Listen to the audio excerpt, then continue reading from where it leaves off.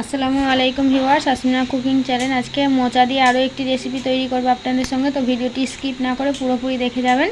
তো আমি এখানে মোচা নিয়ে নিয়েছি দুটো, দেখতেই পাচ্ছেন। মোচাগুলো ভালো করে আমি ছাড়িয়ে নেব। এভাবে মোচার যে একটি লম্বা মতো শীষ থাকে সেটি ছাড়িয়ে নেবেন এবং এই খোসাটি ছাড়িয়ে নেবেন। নিয়ে মোচাগুলো ভালো করে ছাড়িয়ে নেবেন, নিয়ে কুচি কুচি করে কেটে নেবেন। তো এইভাবে মোচাগুলো ছাড়ানোর পর আমি কুচি কুচি করে কেটে নিয়েছি। এবারে নুন হলুদ জল দিয়ে আমি মোচাটি ভালো করে একদম পারফেক্টভাবে সিদ্ধ করে নেব। আমরা তো সব সময় অনেক রকমেরই পাকোড়া খেয়ে থাকি, পেঁয়াজু খেয়ে থাকি। এই মোচা দিয়ে পাকোড়া বা পেঁয়াজু একবার যদি খেয়ে দেখেন বারবার বানাতে ইচ্ছা করবে। তো মোচাটি আমি প্রথমে সিদ্ধ করে নিই, তার জন্য এখানে জল দিয়ে দিয়েছি এবং পরিমাণ মতো হলুদ লবণ দিয়ে ভালো করে সিদ্ধ করে নেব। তো আমি মোচাটি সিদ্ধ করতে বসিয়ে দিয়েছি। তো দেখুন বন্ধুরা, আমার মোচাটি সিদ্ধ হয়ে যাওয়ার পর এভাবে ঝাড়িয়ে নিয়েছি একটি ঠাকাতে, তারপরে বলে নিয়েছি। এবারে আমি কিছুটা পরিমাণ পেঁয়াজ কুচি দিয়ে দেবো। একদম মিহি করে কুচি করে নেবেন, তাহলে মোচার স্বাদটা বেশি পাবেন। এখানে আমি 1 চামচ চালের গুঁড়ো, গোলমরিচের গুঁড়ো, বেসন 1 চামচ, কাঁচা লঙ্কা কুচি, ধনিয়া পাতা কুচি দিয়ে দেবো ভালো করে।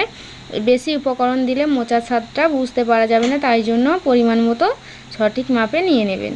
তো এখানে আমি কিছুটা পরিমাণ লবণ দিয়ে দেব, তারপর আমি কিছুটা পরিমাণ হলুদ গুঁড়ো দিয়ে দেব এবং কিছুটা পরিমাণ লঙ্কা গুঁড়ো দিয়ে দেব স্বাদটা বেশি আসার জন্য। তারপর আমি জিরা আর মরিচের পাউডার দিয়ে দেবো, একটু দুটো মিক্সড পাউডার দিয়ে দেবো, যেটা ঘরোয়াভাবে তৈরি করা হয়। এবং কিছুটা একটা ডিম ভেঙে দিয়ে দেবো। ডিমটা দেওয়ার কারণে অনেকটাই সুন্দর খেতে হবে, একদম মুচমুচে খাস্তা খাস্তা ভাব আসবে। তো ডিমটা দিয়ে ভালো করে হাত দিয়ে মেখে নেব।